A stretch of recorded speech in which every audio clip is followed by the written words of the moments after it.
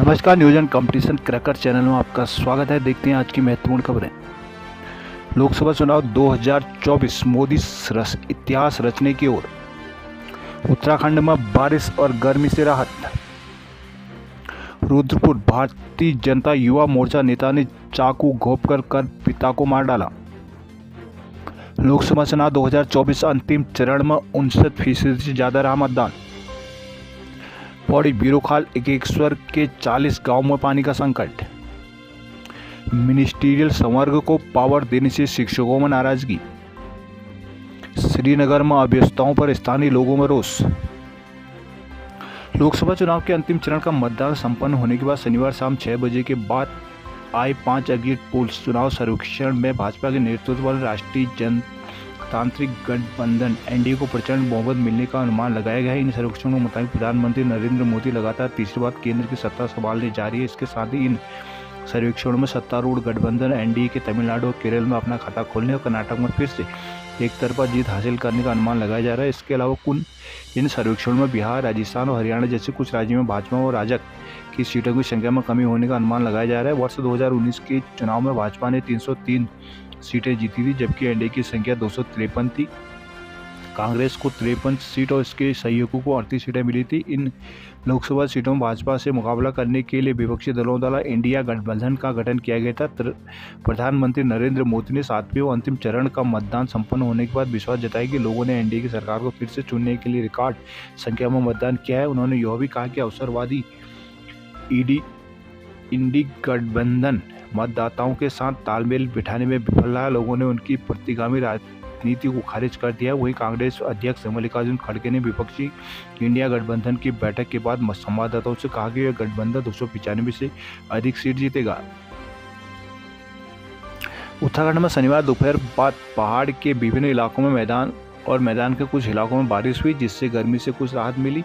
वहीं हेमकुंड साहिब में हिमपात हुआ। अगले कुछ दिन गर्मी और लू से राहत मिलने के आसार है। मौसम विज्ञान केंद्र के निदेशक डॉक्टर विक्रम सिंह के मुताबिक बारिश के साथ साथ कुछ जगह ओले भी गिरे हैं। ऐसे में रविवार को लू से राहत मिलेगी। बारिश और ओलावृष्टि तापमान में कमी दर्ज की जाएगी। 2 और 3 जून को प्रदेश के पहाड़ी जिलों में अच्छी बारिश और मैदानी इलाकों में हल्की बारिश के ओलावृष्टि की संभावना है। 4 और 5 जून को प्रदेश के अधिकांश इलाकों में बारिश दर्ज की जाएगी। उत्तराखंड के पहाड़ी जिलों में से 40 किलोमीटर प्रति घंटे की रफ्तार से तेज हवाएं चलने का भी येलो अलर्ट जारी किया गया है। देहरादून में अधिकतम तापमान 42.1 डिग्री, टिहरी में 30.6 डिग्री दर्ज किया गया। देहरादून ऋषिकेश में हल्की बारिश हुई है।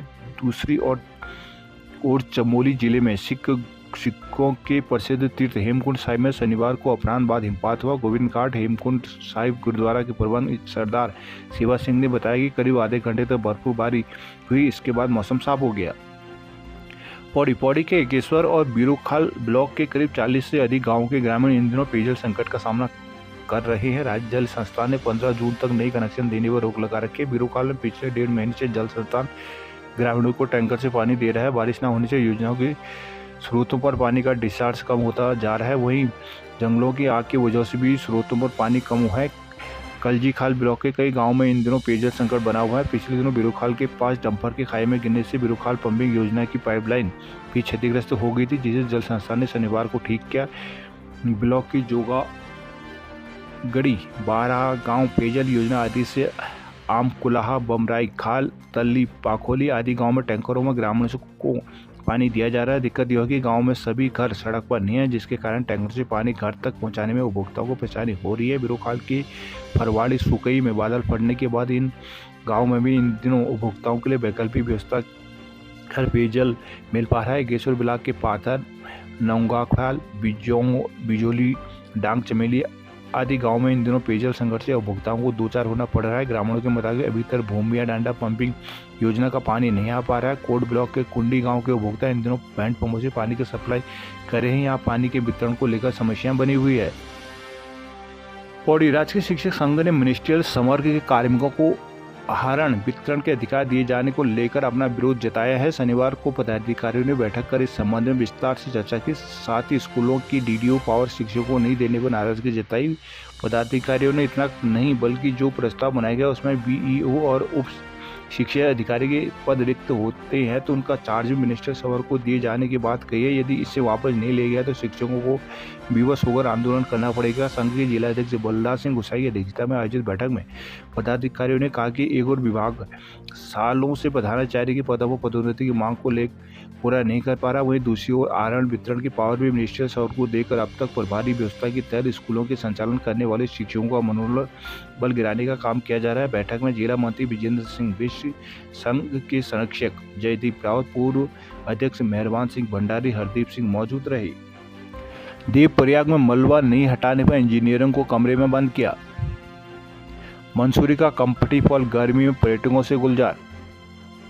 कोपेश्वर पर्यटकों का दल फूलों की घाटी को रवाना। देहरादून उत्तराखंड में एक ही दिन में जले 57 जगह जंगल। कोटद्वार में मेधावी छात्रों को छात्रवृत्ति के चेक बांटे।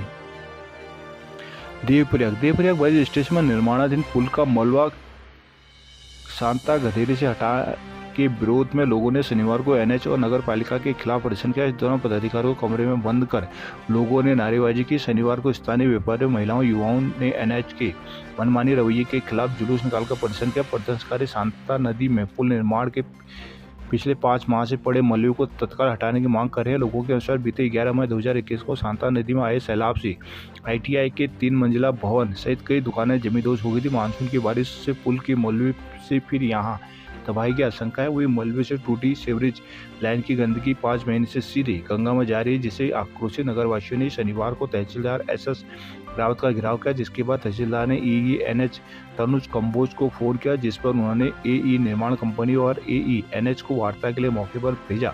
आक्रोशित लोगों ने भीड़ों दोनों को तहसील कार्यालय में बंद कर बाहर से ताला जड़ दिया। लोगों ने विरोध में नारेबाजी की और विरोध जताया। कहा कि जब तक मलबा नहीं हटाया जाएगा तब तक वे ताला नहीं खोलेंगे। हालांकि बाद में निर्माण कंपनी एई अंकित कुमार के लिखित आश्वासन देने के बाद लोगों ने ताला खोला।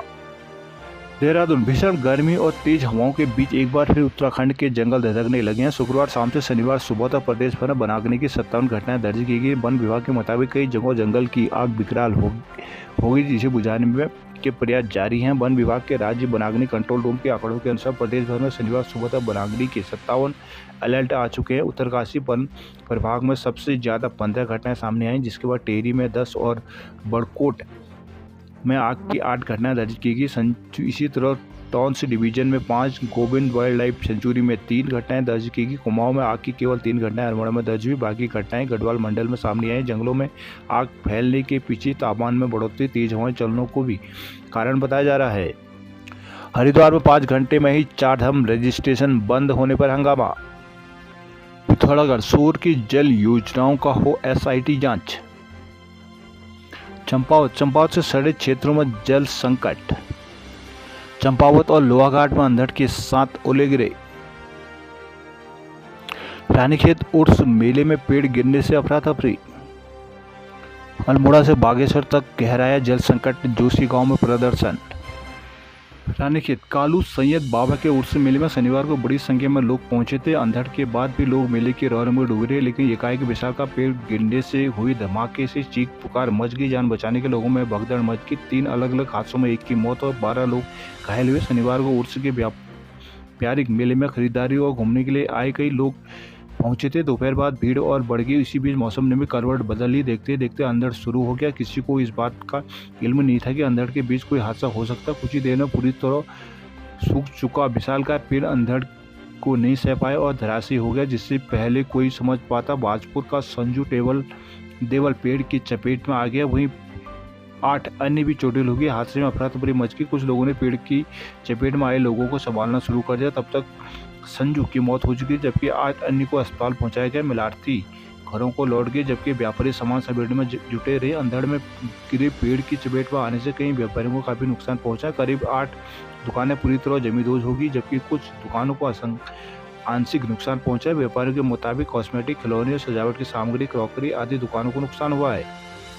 अल्मोड़ा से बागेश्वर के लोग पेयजल सिंचाई के पानी के संकट से जूझ रहे हैं। अल्मोड़ा जिले भर में गर्मी बढ़ने के साथ ही ग्रामीण इलाकों में पेयजल संकट विकराल रूप लेती जा रही है। बीते 2.5 माह से ग्रामीण क्षेत्रों में कई लोग पेयजल संकट से जूझ रहे हैं। शनिवार को लोग दिन भर पानी की व्यवस्था में जुटे रहे। जिले के कई विकासखंडों के ग्रामीण इलाकों में लंबे समय से जल संकट बना हुआ है। ग्रामीणों ने कहा कि जल संस्थान औपचारिकता के नाम पर सड़क से लगे कस्बों में एक टैंकर पानी बिटवा रहा है, लेकिन वह भी लोगों के लिए नाकाफी साबित हो रहा है। गांव में बनी करोड़ों की पेयजल योजना पूरी तरह चरमरा गई है, जिससे जल संकट और अधिक गहरा होता जा रहा है। हालांकि जल संस्थान रोजाना सड़क मार्ग से सटे इलाकों में टैंकर के माध्यम से जलापूर्ति कर रहा है। शनिवार को विभाग ने डोबा, कनरा, चितई, राम कृष्ण कुटीर आश्रम, दीनापानी, गिरचोला, श्यालीधार और कापरी, भाना, देवली, हौलबाग, शीतलाकेल, लमगड़ा, सिरचौली, जयंती समेत कई जल संकट इलाकों में टैंकरों और पिकअप के माध्यम से पानी का वितरण किया। वहीं बागेश्वर की भाटनी कोट से मंडलसेरा भगीरथी तक बनी सिंचाई नहर में पानी न आने से जोशी गांव के लोगों ने कड़ी नाराजगी जताई है। नाराज लोग शनिवार को सिंचाई विभाग के कार्यालय में धमके यहां नारेबाजी के साथ प्रदर्शन किया। विभाग पर गांव के भविष्य का आरोप लगा। जल्द पानी न आने पर आंदोलन की चेतावनी दी है। उनका कहना है कि सिंचाई विभाग ने भाटनी कोट से लेकर भगीरथी तक 10 किलोमीटर लंबी नहर बनाई। इस मौके पर पूरन सिंह, दिनेश पुष्पा, राधा देवी, अंजू बिष्ट, मोहनी देवी आदि मौजूद रही। रुद्रपुर जिले में संदिग्ध हालत में 400 मिलने से सनसनी। रुद्रपुर खेड़ा निवासी एक युवक का शव शनिवार को संदिग्ध अवस्था में किच्चा बाईपास रोड के पास नहर में मिला। परिजनों ने कुछ लोगों पर युवक की हत्या कर शव नहर में फेंकने का आरोप लगाया है। वहीं पुलिस ने शव को कब्जे में लाकर पोस्टमार्टम के लिए भेजा। पुलिस के मुताबिक नहर में डूबने के कारण युवक की मौत होने की आशंका हुई है। पुलिस मामले की जांच कर रही है। खेड़ा निवासी 26 वर्षीय गौतम पाल पुत्र इंद्रपाल 3 पानी स्थित एक दुकान में काम करता था। परिजनों के मुताबिक शुरुआत सुबह करीब 11 बजे गौतम को युवक की कॉल आई। उसके बाद वो घर से चला गया। काफ़ी समय तक घर नहीं लौटने में परिजनों ने उसकी खोजबीन की, लेकिन कुछ पता नहीं चला। शाम करीब 4 बजे उन्हें पुलिस की ओर से सूचना मिली कि गौतम का शव किच्चा बाईपास रोड के पास नहर में पड़ा है। इस सूचना परिजन मौके पर पहुंच गए। उसके बाद पुलिस ने शव को कब्जे में लेकर पोस्टमार्टम में भेजा। परिजनों को आरोप है कि कुछ युवकों ने उसके बेटे की हत्या कर शव नहर में डाल दिया। पंतनगर में झोपड़ी में लगी आग से सामान जला। रुद्रपुर लूट के इरादे से सिडकुल कर्मी पर हमला। नानकपत्ता बिजली कटौती से गुस्साए ग्रामीणों ने दिया धरना।